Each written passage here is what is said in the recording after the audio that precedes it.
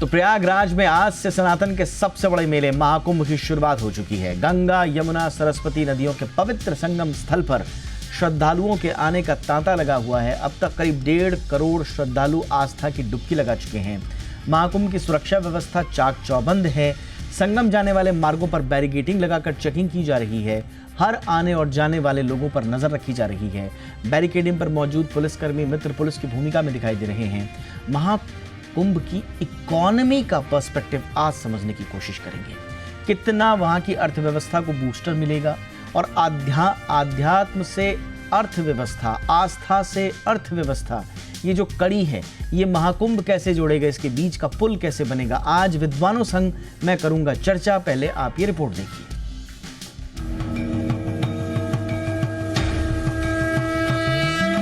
प्रयागराज के पावन संगम तट पर दिव्य, भव्य और अलौकिक महाकुंभ का शुभारंभ हो चुका है। ब्रह्म मुहूर्त में जैसे ही सूर्य की किरणें निकली, वैसे ही पौष पूर्णिमा पर पहले स्नान के साथ कुंभ की शुरुआत हो गई। आधी रात से ही संगम के अलग अलग घाटों पर श्रद्धालुओं की भीड़ पहुंच गई थी। सूर्य की किरणें दिखते ही जय गंगा मैया के उद्घोष के साथ लोगों ने आस्था की डुबकी लगाई। श्रद्धालुओं का सैलाब ऐसा था कि पूरी संगम नगरी ही महाकुंभ के रंग में रंगी दिखी। बच्चे, बुजुर्ग, महिलाओं में महाकुंभ को लेकर ऐसी आस्था दिखी जिसे ठंड भी डिगा नहीं पाई, और वो संगम स्नान के जरिए महाकुंभ के आरंभ के साक्षी बने। स्नान के बाद श्रद्धालुओं ने पवित्र संगम तट पर पूजा अर्चना की और मान्यताओं के अनुसार दान पुण्य भी किए। साथ ही एकता के प्रतीक महाकुंभ की शुरुआत पर प्रधानमंत्री नरेंद्र मोदी और उत्तर प्रदेश के सीएम योगी आदित्यनाथ ने भी श्रद्धालुओं का अभिनंदन किया। इस महाकुंभ में आस्था की डुबकी से न केवल धार्मिक प्रायोजन सफल होगा, बल्कि इससे देश की व्यापारिक गतिविधियों को भी नई दिशा मिलने वाली है। एक अनुमान के अनुसार अगर धार्मिक यात्रा के दौरान प्रति व्यक्ति 5 से 10 हजार रुपए खर्च करता है, तो मेले में करीब 4 से 4.5 लाख करोड़ की आय का अनुमान जताया जा रहा है। इससे जीएसटी के कलेक्शन पर भी बड़ा असर देखने को मिलेगा। एक आंकड़े के मुताबिक महाकुंभ से करीब 50,000 करोड़ रुपए जीएसटी का कलेक्शन हो सकता है। जहां तक रही बात इस महाकुंभ से देश की इकोनॉमी पर पड़ने वाले असर की, तो इससे करीब जीडीपी ग्रोथ में 1% के उछाल आने का अंदाजा लगाया जा रहा है। 144 वर्षों के बाद आए इस दिव्य महाकुंभ में सुरक्षा के अभूतपूर्व इंतजाम दिख रहे हैं। न सिर्फ महाकुंभ तीर्थ क्षेत्र, बल्कि प्रयागराज को जोड़ने वाली सड़कों पर कड़ी निगरानी रखी जा रही है। करीब 75,000 पुलिसकर्मियों की निगरानी में 1.5 महीने तक आस्था का महापर्व चलेगा। महाकुंभ में यूपी पुलिस के साथ एनएसजी, एनडीआरएफ, सेना भी तैनात है। जल, जमीन और आकाश से भी महाकुंभ की निगरानी की जा रही है। महाकुंभ 45 दिनों तक चलेगा, लेकिन सबसे ज्यादा अहम 3 तारीखें हैं, जिस दिन शाही या अमृत स्नान होना है। कल यानी 14 जनवरी को मकर संक्रांति पर पहला अमृत स्नान होगा, जबकि मौनी अमावस्या के दिन 29 जनवरी को साधु संत और अखाड़े संगम में शाही स्नान करेंगे। तीसरा शाही स्नान 3 फरवरी को बसंत पंचमी के दिन है। शास्त्रों के अनुसार महाकुंभ में स्नान और पूजा से कई गुना अधिक पुण्य की प्राप्ति होती है। शायद इसी वजह से श्रद्धालुओं का हुजूम पहले ही दिन उमड़ आया है। महाकुंभ के इस महापर्व पर न केवल श्रद्धालुओं का एक बड़ा हुजूम यानी 40 करोड़ से अधिक लोग संगम नगरी में आस्था की डुबकी लगाएंगे और इस दिव्य, भव्य और अलौकिक महाकुंभ का हिस्सा बनेंगे। ब्यूरो रिपोर्ट, जी मीडिया। बहुत ही खास मेहमान इस वक्त हमारे साथ जुड़ चुके हैं। स्वागत करते हैं सुभाष गोयल जी का। चेयरमैन है aviation travel and tourism committee, Indian chamber of commerce, और चेयरमैन है एसटीआईसी ट्रैवल के। बहुत बहुत स्वागत है गोयल सर आपका हमारे शो पे। हमारे साथ हैं प्रवीण खंडेलवाल साहब, सेक्रेटरी जनरल सीआईटी और सांसद भी हैं। खंडेलवाल साहब, बहुत बहुत स्वागत है आपका हमारे शो पर। और हमारे साथ हैं बहुत ही ख़ास मेहमान साध्वी तपेश्वरी भारती जी, जो कि प्रवक्ता हैं दिव्य ज्योति जागृति संस्थान की। साध्वी भारती, बहुत बहुत आभार आपका वक्त निकालने के लिए हमारे लिए। और चर्चा की शुरुआत मैं महोदय आप ही से करना चाहूँगा। साध्वी भारती, ज़रा हमें समझाएं। वैसे तो हमारे वेदों में जीवन के जो 4 पुरुषार्थ बताए गए हैं, धर्म, अर्थ, काम और मोक्ष, ऐसा लग रहा है ये कुंभ जो है ये अर्थ और धर्म के लिहाज से बड़ा महत्वपूर्ण होने वाला है।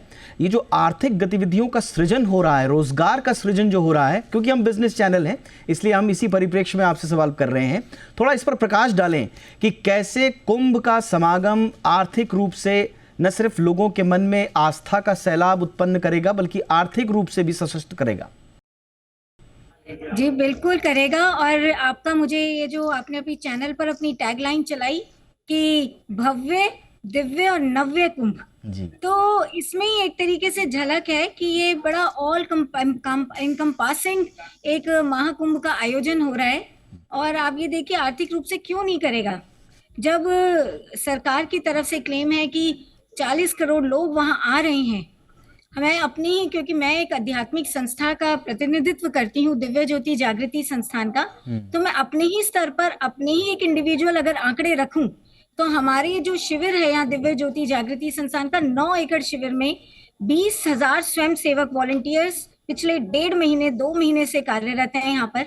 और देश विदेशों से 25 से 30 लाख जो तीर्थयात्री हैं वो यहाँ पर आएंगे। 20,000 से के करीब लोग यहाँ ठहरेंगे। 1,000 से ज्यादा सन्यासी दिव्य गुरु श्री आशुतोष महाराज जी के साध्वी शिष्याएं और साधु स्वामी यहाँ रुके हैं। और ये आप देखिए 33 दिनों तक भोजन व्यवस्था, हर प्रकार के रहने की व्यवस्था यहाँ पर की जा रही है। तो एक तरीके से भव्य है। और इतना प्रकार के आप आंकड़े अगर देखते हैं तो आपको पता चलता है ये जितनी भी व्यवस्थाएं हैं ये अर्थ तो मांगती हैं। आर्थिकता का तो इसमें पूरा का पूरा अर्थ नहीं होगा तो धर्म भी कैसे चलेगा। और दूसरा आप देखिए आधुनिक नव्यता भी इस कुंभ में देखने को मिल रही है। हर जगह डिजिटलाइजेशन आप देख रहे हैं। इस बार हमने भी अपने आपको बताएं अपने कुंभ में एक VR बूथ लगाया, वर्चुअल रियलिटी बूथ। अच्छा। जिसमें हमने यहाँ पर क्या किया है, VR हेडसेट्स पहनाएंगे। एक कैटेगरी के हेडसेट्स मंगवाए गए हैं और युवाओं को आह्वान है कि आप आए और 3 डायमेंशनल स्पेशियल प्रोजेक्शन के थ्रू आप महाकुंभ की जो सिग्निफिकेंस है, बिग बैंग थियरी से जो शुरू हुई थी, महाकुंभ की स्टार्टिंग हुई थी वहां से, तो उसका पूरा का पूरा 3D पिक्चराइजेशन आप देखें। फॉरेनर्स आ रहे हैं यहाँ पर, वो देखेंगे यहाँ पर। तो एक तरीके से आप देख लीजिए रिलीजियस टूरिज्म का एक बहुत अच्छा, बहुत बढ़िया, बहुत ही सुंदर। और इसीलिए हमने कहा ना कि भव्य दिव्य, ये तो देखिए जब से शुरुआत हुई है कुंभ की तब से भव्य दिव्य तो रहा ही है, निरंतर और दिव्यतम होता चला जा रहा है। लेकिन नव्य किस रूप में हुआ है उसका साध्वी तपेश्वरी भारती ने बहुत अच्छे से बताया कि इस बार डिजिटाइजेशन पर खासा महत्व दिया गया है। मैं खंडेलवाल साहब आपके पास आऊँगा। अब मैं जरा इसके कुछ आर्थिक पक्षों पर बात करूँ। इस बार जो मैसिव रेवेन्यू जनरेशन की बात कही गई है 25,000 करोड़, ये एक्सपेक्टेशंस हैं जो कि मेरे ख्याल से अब तक का हाईएस्ट है। और ओवरऑल इम्पैक्ट जो होगा सिर्फ उत्तर प्रदेश की इकोनॉमी पर वो 2 लाख करोड़ का बताया जा रहा है। कैसे महाकुंभ आर्थिक गतिविधियों का भी केंद्र बनकर आर्थिक गतिविधियों को और पुश देगा, खंडेलवाल साहब? देखिए, आस्था और अर्थव्यवस्था का बहुत पुराना नाता है। देश में टेम्पल इकोनॉमी और रिलीजियस इकोनॉमी बड़े स्तर पर काम कर रही है। अगर मैं महाकुंभ की बात करूं तो 40 करोड़ लोग इसमें आएंगे, जिससे लगभग 2 लाख करोड़ रुपए का व्यापार होगा, जिसके कारण से लगभग 40,000 करोड़ रुपया GST के खाते में आएगा। अब इतने सारे लोग आएंगे तो वो ठहरेंगे भी, उनके भोजन की व्यवस्था भी होगी, वो प्रसाद सामग्री और बाकी व्यवस्थाएं भी का उपयोग करेंगे, परिवहन और लॉजिस्टिक्स का भी व्यवस्था होगी, पर्यटन सेवाएं भी होंगी, IT और मीडिया भी होगा। इस तरीके से यदि इसको 9 वर्गों में बांटें तो लगभग 2 लाख करोड़ का व्यापार इससे सृजन होगा। और इसके अलावा भी बड़ी मात्रा में जो व्यवस्थाएं की गई हैं अस्थायी ठहरने की, वो भी अपने आप में बेहद महत्वपूर्ण है। तो 40 करोड़ लोग यदि आते हैं तो आप समझ सकते हैं कि कितना बड़ा ये विश्व का सबसे बड़ा रिलीजियस ह्यूमन गैदरिंग होने वाला है। और इस दृष्टि से अर्थ की दृष्टि से और अर्थव्यवस्था और व्यापार की दृष्टि से ये बहुत बड़ा आयोजन है। और जब 2 लाख करोड़ रुपया केवल प्रयागराज में या उसके आसपास के शहरों में खर्च होगा तो हम समझ सकते हैं कि उत्तर प्रदेश की अर्थव्यवस्था को कितना बड़ा उछाल मिलने वाला है। Absolutely sir. और इसी के साथ में अब गोयल सर के पास अब आना चाहूँगा।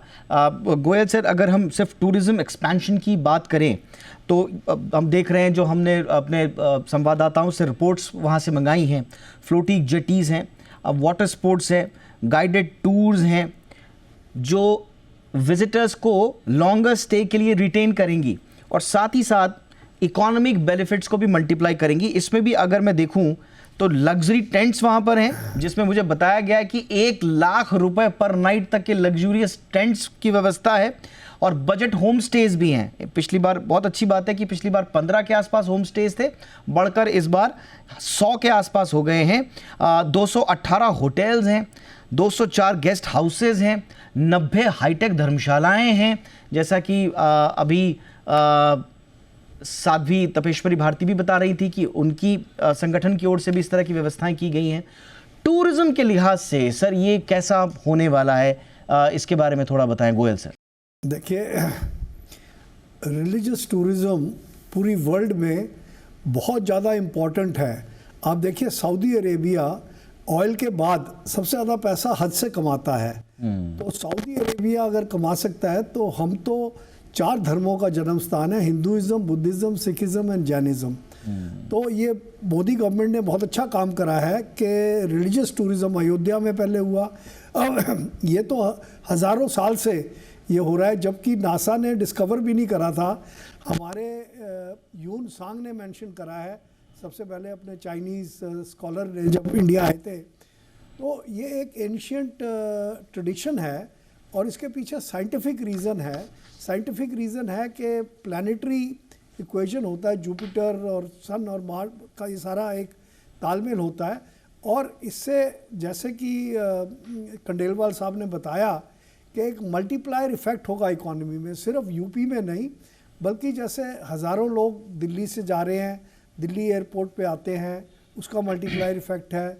फिर ट्रांसपोर्ट लेते हैं, डोमेस्टिक फ़्लाइट्स लेते हैं, एविएशन इंडस्ट्री को उसका फ़ायदा होगा, फिर ट्रांसपोर्ट इंडस्ट्री को फ़ायदा होगा। और आप देखिए एम्प्लॉयमेंट कितनी जनरेट हो रही है। 1,45,000 तो टॉयलेट्स बने हैं और उसमें 1 लाख के करीब उसके जो सैनिटेशन वर्कर्स हैं वो हैं, वॉलंटियर्स हैं। और इसके अलावा आप देखिए कि पूरी वर्ल्ड में, क्योंकि ये यूनेस्को वर्ल्ड हेरिटेज है, वर्ल्ड की बिगेस्ट गैदरिंग, और यहाँ तक कि कहा जाता है कि स्पेस से भी ये गैदरिंग नज़र आती है। तो इतना ज़बरदस्त अरेंजमेंट हो रहा है। अब देखिए, हमारी टूरिज़्म इंडस्ट्री में टूरिज़्म मिनिस्ट्री ने ITDC ने भी बहुत ज़बरदस्त वो बनाया हुआ है कैंप्स। IRCTC जो रेलवेज़ की है, उन्होंने भी बहुत ज़बरदस्त बनाया हुआ है और काफ़ी प्राइवेट एंटरप्रेन्योर्स ने बनाया हुआ है। और हमें पूरी वर्ल्ड से इंक्वायरीज़ आ रही हैं, ख़ासकर अब NRI अधिवेशन चल रहा है उड़ीसा में, उसके बाद हज़ारों जो नॉन रेजिडेंट इंडियंस हैं वो भी आएंगे। और ये एक बहुत ही अच्छा इकोनॉमिक बेनिफिट जो होगा, इसमें खोचे वाले को, ट्रांसपोर्टर्स को, होटल वाले को, होटल में जो सब्जियां बेचते हैं उनको, बिल्कुल सर, जो 7,000 वेंडर्स हैं, 1,000 से ज़्यादा गाइड्स हैं, मेरे ख्याल से हज़ारों कंस्ट्रक्शन और सर्विस वर्कर्स वहाँ पर हैं, उनके लिए बाकायदा टेम्प्रेरी उसकी व्यवस्था भी की गई है। बहुत मैसिव जॉब जनरेशन भी होने वाला है। मैं साधी तपेश्वरी भारती जी के पास भी आना चाहूँगा। जैसा सर ने जिक्र किया कि जो ज़ुआनज़ांग का जो 7वीं सेंचुरी के जो रिकॉर्ड्स हैं, हम तब से इसका उदाहरण मिलता है और इसमें फेथ और कॉमर्स दोनों का बड़ा अद्भुत समागम है। लेकिन इसकी देखा देखी या इसी के समान चलते हुए हमारे यहाँ जो बाकी रिलीजियस टूरिज्म हैं, साध्वी तपेश्वरी, आपको लगता है महोदया कि वहाँ पर भी हम इस तरह की इकोनॉमिक एक्टिविटीज़ को बढ़ावा देते हुए आस्था के साथ साथ इकोनॉमी का भी ध्यान रख सकते हैं?